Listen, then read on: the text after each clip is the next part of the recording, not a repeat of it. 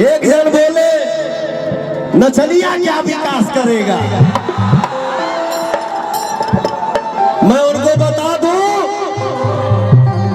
महादेव भी नृत्य किए हैं, महादेव भी तांडव किए हैं। हमको तो आप नचनिया बोल दिए, उनको क्या बोलेंगे ये भी जवाब दे दीजिए। मैंने एक इंटरव्यू में एक भाई को बात करते हुए देखा। एक मीडिया वाले भाई हमारे गांव के किसी भाई से पूछते हैं पवन सिंह क्या बदलाव लाएंगे, पवन सिंह क्या बदलाव लाएंगे। उस भाई ने मीडिया के सामने यही जवाब दिया, कल तक काराकाट को कोई जानता तक नहीं था, आज काराकाट का नाम दुनिया में गूंज रहा है। पवनवा ने पहला बदलाव यही ला दिया। मेरे भी कमेंट में एक भाई ने लिखा भैया ये काराकाट कहाँ है। आज गूगल पे उंगली दबाओ तो पहला नाम काराकाट का ही आ रहा है। जिधर जाओ हिंदुस्तान में अगर चर्चा है काराकाट सीट की चर्चा है। ये क्यों चर्चा है? क्योंकि आप सभी का आशीर्वाद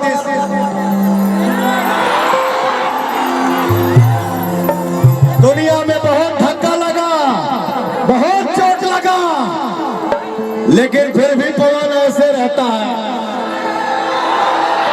क्यों रहता है? पैसे की संपत्ति नहीं है मेरे पास, बट दुआ और आशीर्वाद की संपत्ति है, इसके लिए पवन जिंदा। आपका आशीर्वाद मेरे सर पे है। क्या कहता रे बोल।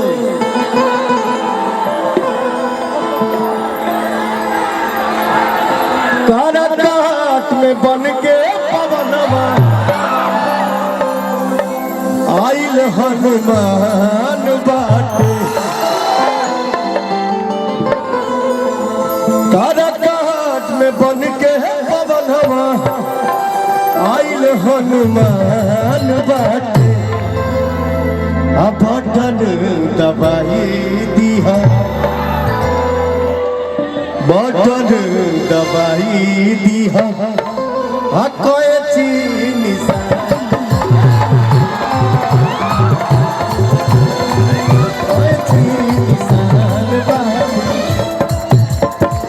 कहने वाला गलत थोड़े कह लेगा।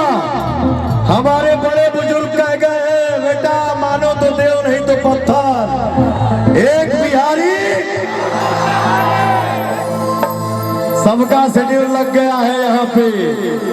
आज ये हेलीकॉप्टर लैंड होगा, कल वो लैंड होगा, कल हाउ लैंड होगी। हाँ। आपका आशीर्वाद जिंदाबाद। और मीडिया से हमारे जितने भाई हैं सबको मेरा प्रणाम, जितने यूट्यूबर भाई हैं सबको प्रणाम। काराकाट में बन के पवनवा आइल हनुमान बाटे।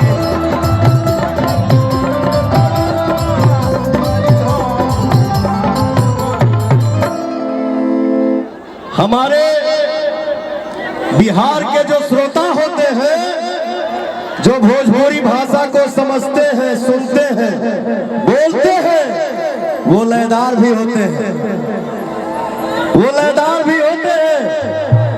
काराकाट में बन के पवनवा आइल हनुमान बाटे। हमारे पीछे आप गाएंगे काराकाट में बन के पवनवा आइल हनुमान बाटे।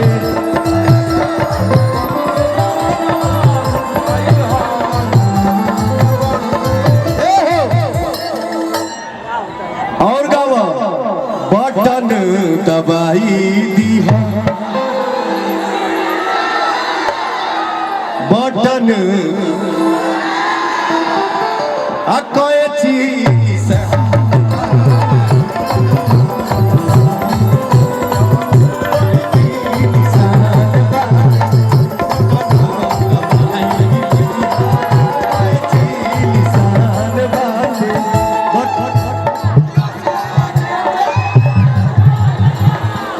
हमारे भैया हो, हमारे चाचा हो, हमारी बहिनी हो, पवनवा के जिता संसद बन